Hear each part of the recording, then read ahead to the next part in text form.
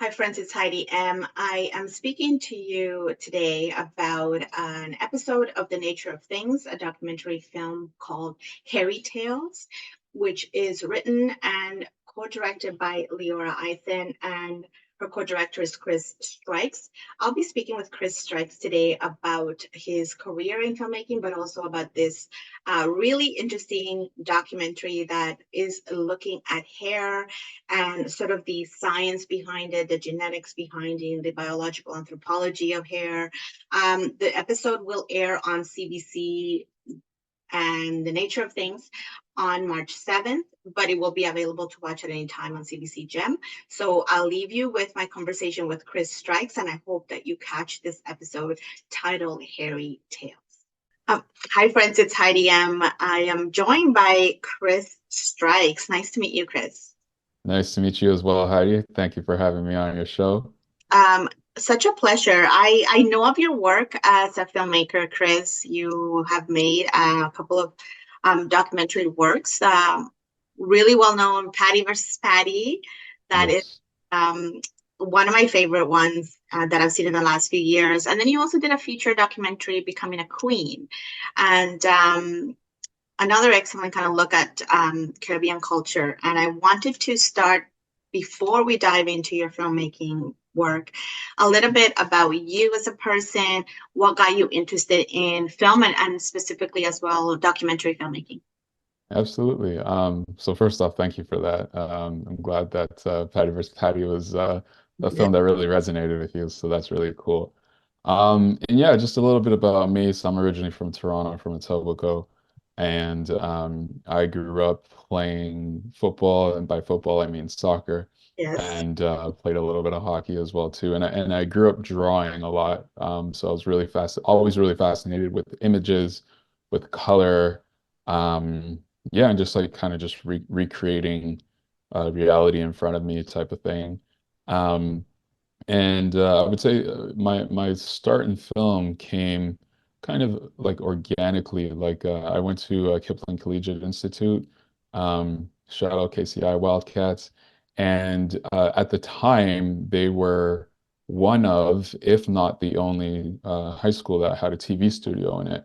Mm. Um, so that was just a real big fascination to me. What happens is in grade 10, you in contact class, you learn how to make videos and whatnot. In grade 11, you build off of that knowledge, and then you make what's called the bumpers and the teasers and transition videos to go for the announcement show. Sorry, let me back up a little bit.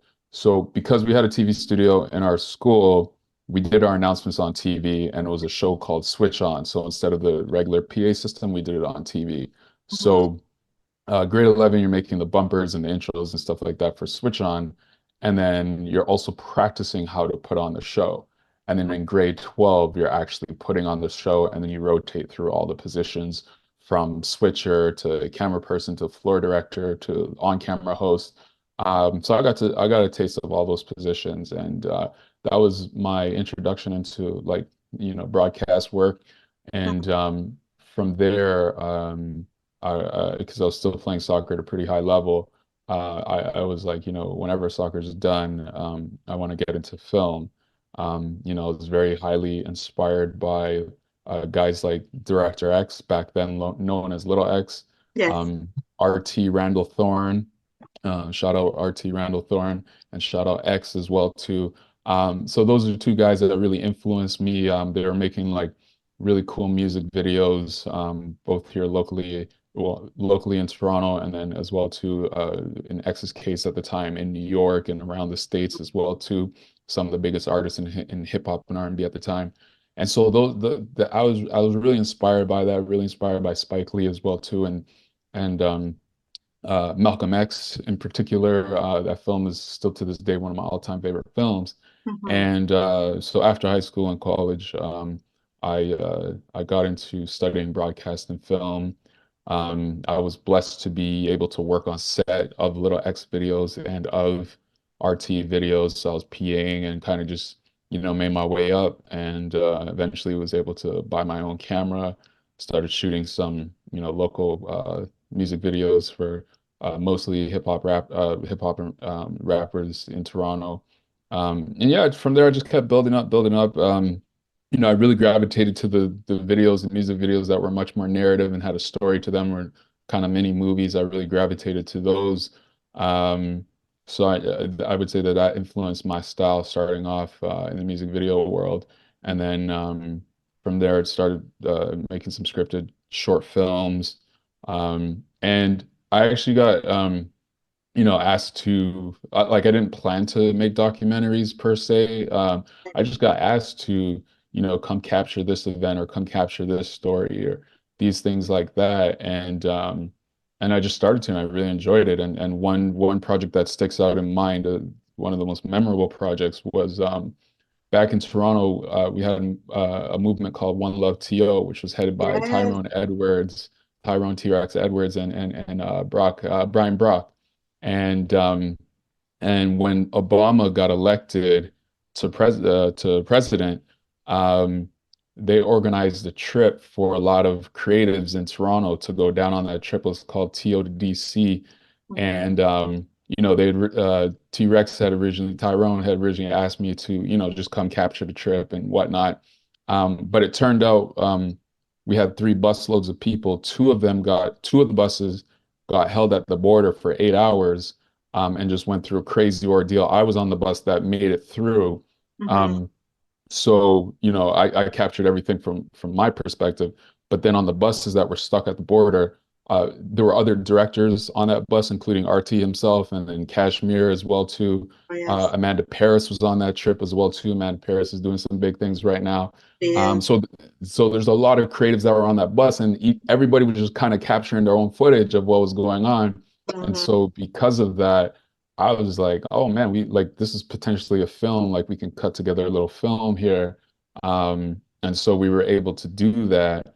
And I would say like that was kind of my introduction into into documentary, just kind of unplanned, organic, from that TO to DC Barack Obama bus trip, and from sort of the unfortunate happenings that went on at that bus. So hopefully, not hopefully, but luckily they were able to make it through, and they got to the inauguration in time, so we all rejoined together. Right. So, but just the ordeal that they went through at the border was made for a good story. Oh, of course. I mean, I've had my share of delays at the border. So I can only imagine what it was like for this, for the buses because of the event and the significance of that event for a lot of people. And I did hear about One Love to You and that trip as well from a close friend who wanted to go. I'm not recalling if they went or not, but Mm, really key memories for Toronto artists for sure. So thank you absolutely. sounds like a really cool sort of startup from high school and sort of developing your skills along the way too, going into school to learn more about broadcasting. So maybe I'm also curious, we're going to be talking about, just so that folks know a little bit of our conversation today, we're going to be talking about a documentary called Hairy Tales, which is part of the Nature of Things series on CBC. And I'm curious what that is like for you in terms of being a co-director in this film and navigating working as independents with, you're working along with Leora Eisen, I believe. Hmm. And Yes. so you are independent filmmakers, you have your careers, but now you're also working with this broadcaster. What's that relationship like? How does it work out? Yeah, so being brought on board as a co-director slash even mentee as well too, because that was kind of the purpose of the program, or the purpose of the situation. What was actually a really great experience, was a unique experience, and working with Leo Eisen was an incredible education in documentary making, and in particular nature of things documentary making. Um, I never co-directed before, so it was a little bit weird for me at the beginning, or a little bit awkward for me at the beginning, because like um, at first I didn't know like kind of how much leeway I had. So there was moments where I was like, as like I kind of was like waiting to be called upon. But then what Leora did was really cool. Is she made a comfortable environment where it's like, no, you can suggest ideas or whatnot, like kind of whenever, right? So just at the beginning, it was a little bit awkward to just figure out the balance, the lead balance, per se, and kind of how much I could contribute without stepping on toes. So because Leora is very collaborative, it just worked out really well. And I quickly became more comfortable in the role as well too.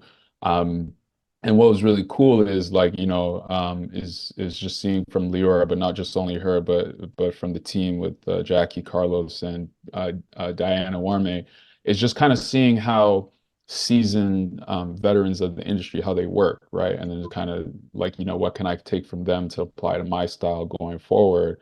Right. Um, and then, even being able to suggest certain things, like, because they're seasoned in the game, there's a generational difference as well too. So there's like, I do things certain way just because I'm of a different generation, right? Right. So being able to suggest either different ways of doing things, or things, suggest creative things that were coming from a place of generational differences.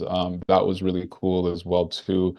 So yeah, it was just like a really cool overall experience, and I was able to learn so much, and I had a great time working on set with them, and traveling around to some cool places as well too. So it was a really fun production to be on, and like we created what we feel is a really fun, quirky, and hopefully entertaining film for the audiences. So yeah, it was an amazing experience.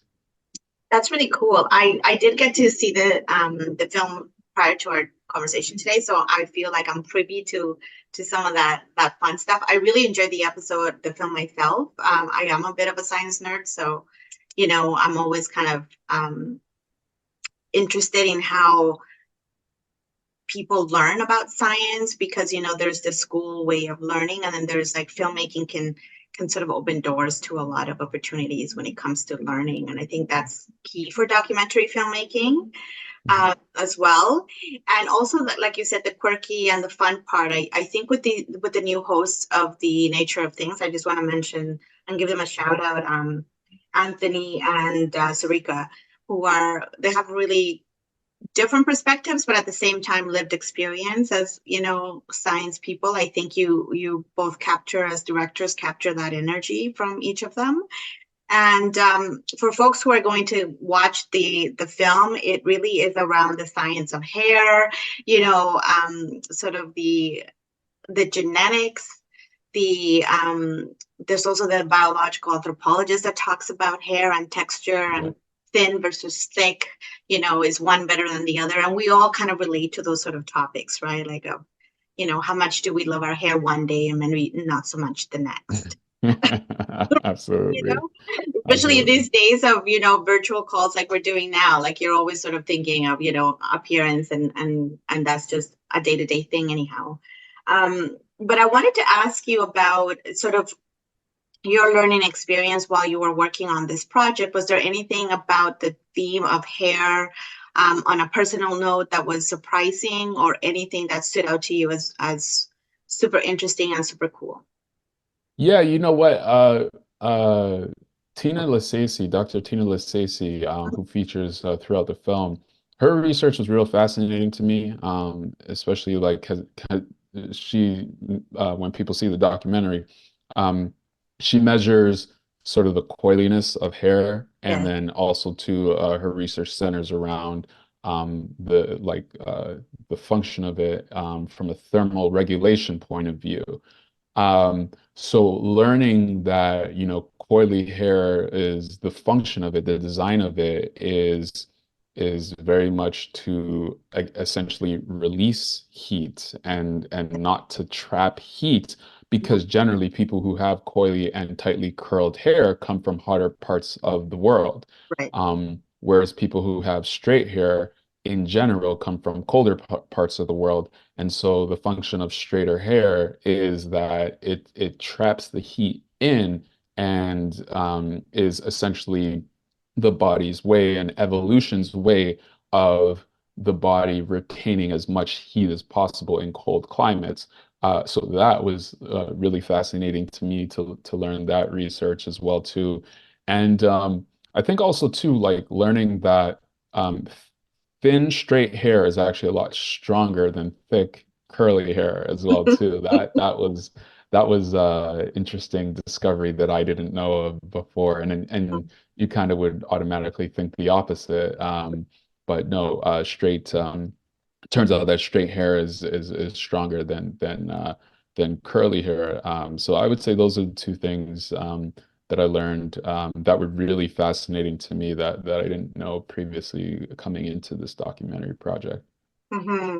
Yeah, no, same here. The both of those definitely stood out for me. I mean, the thin versus thick strength issue is also personal. So it's kind of neat to be able to take something and apply it to oneself as well. I think it's what I appreciate about these types of films and documentaries.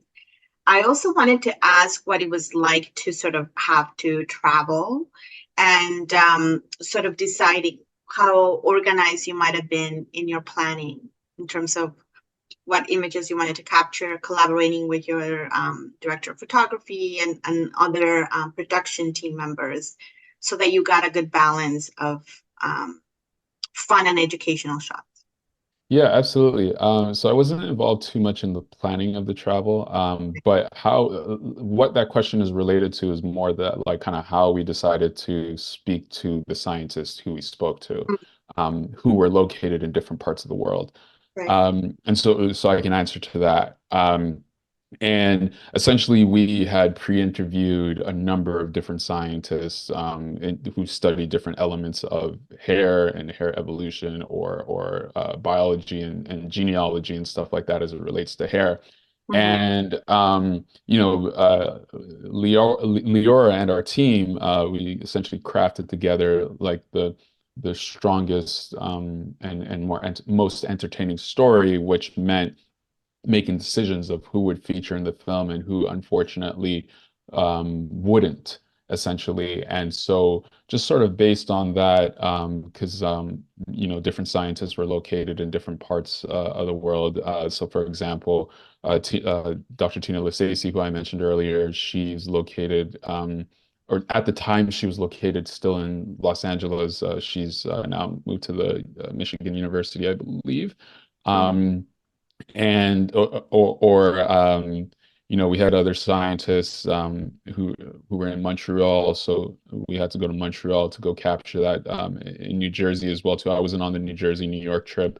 I wasn't on that, but our team went and captured that, and then we had a couple of other scientists in different parts of California as well too. So we went and captured that. Some in Brazil.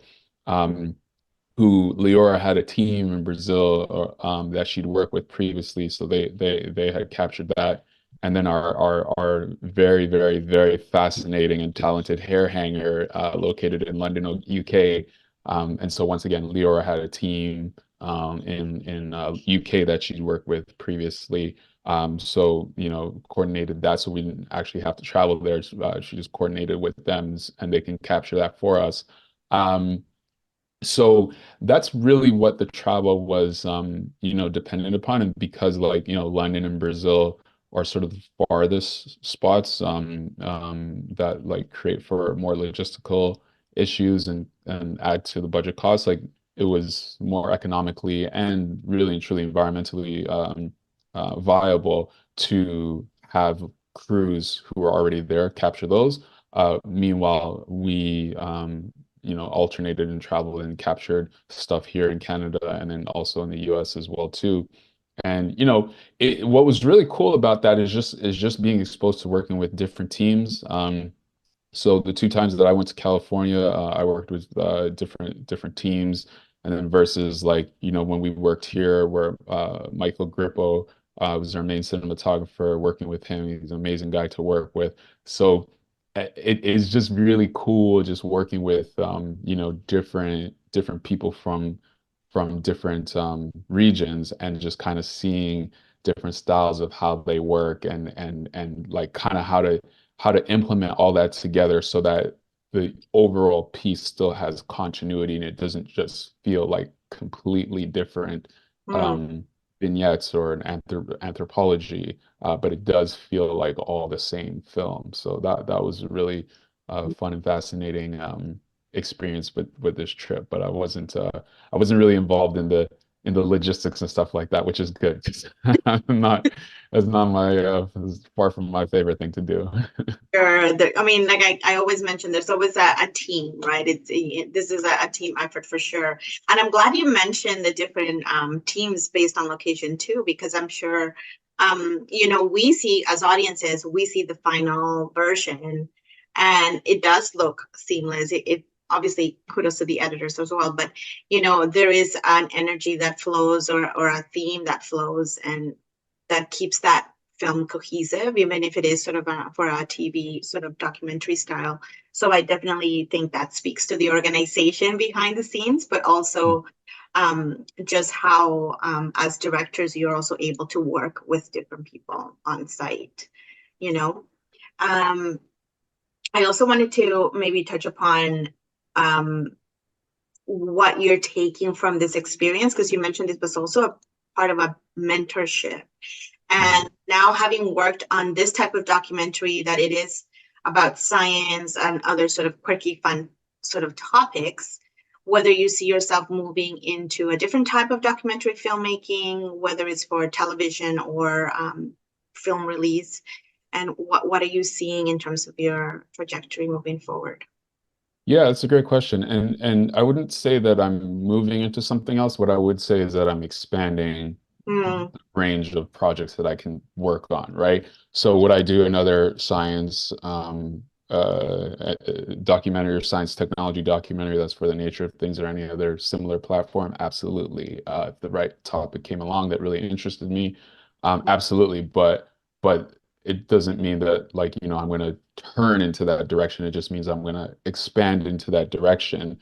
Um, yeah, it's a really fun space to work in, and one of the biggest differences is that when you're working on social documentaries and personal stories and stuff like that, there's a lot less like fact checking involved, because oftentimes you're getting into people's personal stories, their personal beliefs, their personal opinions and whatnot.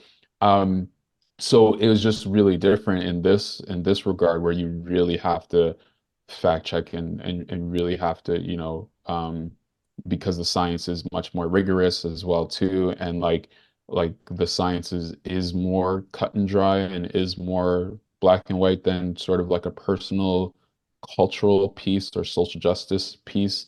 So that is so just learning the sort of the process of that, and even CBC's protocols around that as well too. That was a really important lesson for me, and just going forward, which can also be added into that can also be used for other genres of filmmaking as well too, mm. that require a level of accuracy and require a level of authenticity to best communicate ultimately the truth of whatever story you're trying to tell, whether it's documentary or a scripted film.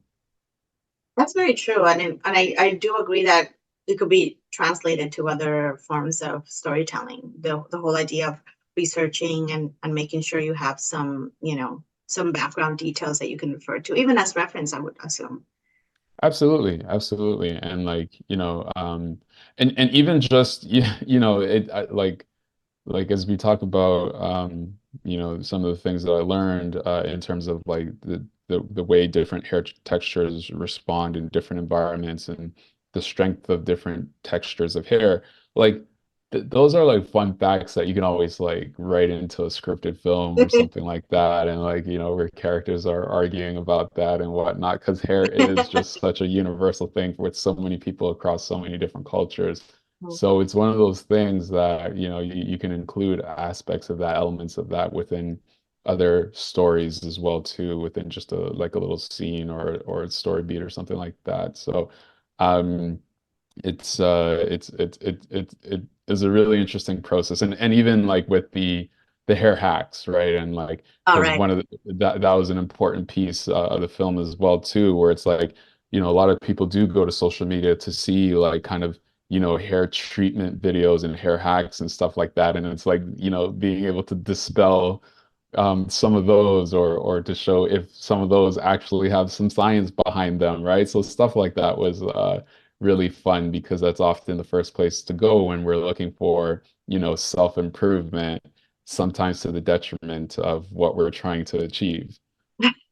That is so true. And I think that is sort of what is neat about these sort of series, like The Nature of Things, where it is informative and accessible. Like I find that it is, well, I mean, the series has existed for over 6 decades, but it's also the way that we are shared the info or given the information, right? It's in a way that I can understand as an everyday kind of person. I don't have to be an academic to understand, what they're talking about, and relatability. I think it's really important. And that goes to your point about using these lines in maybe a film later, when it comes to hair and how to Mhm. take that knowledge. Like for me, I'm already using some of those tidbits in conversation. That's awesome. I was at the work lunch table, and I was telling somebody about, like, I saw this film about hair, and it was just like, really, what was it like?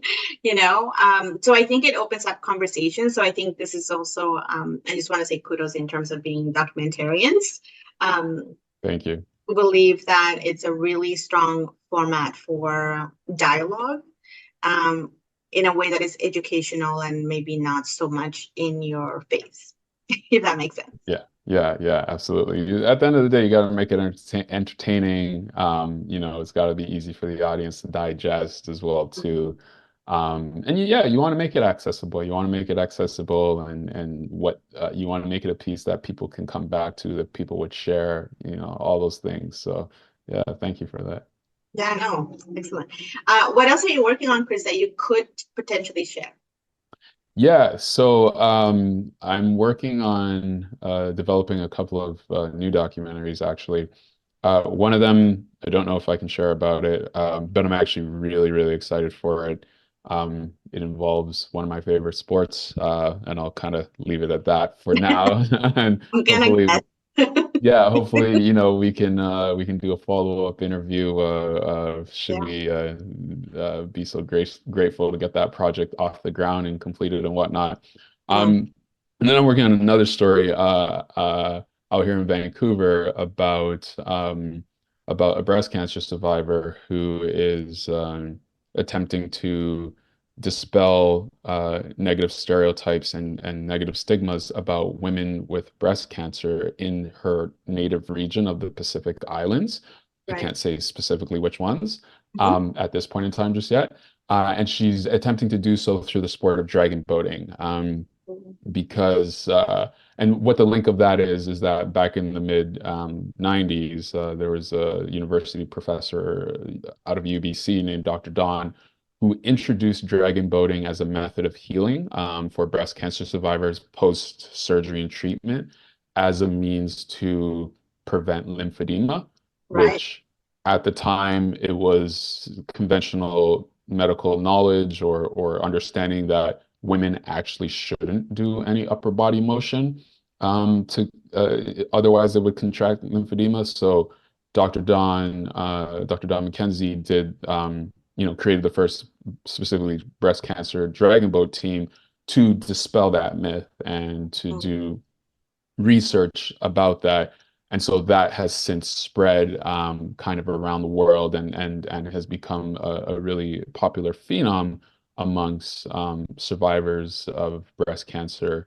And so I'm working on a project that will follow a particular survivor as she's attempting to create the first dragon boat teams back in her home regions of the mm, Pacific Islands. So I'm really excited for that documentary, and yeah, that's something that I'm just learning so much about every day, and it's something that's like sort of similar to the nature of things. It's something that's completely different for me. right. So yeah, I'm just really excited about digging into that. Well, they both sound really interesting, and I'm definitely going to look out for updates.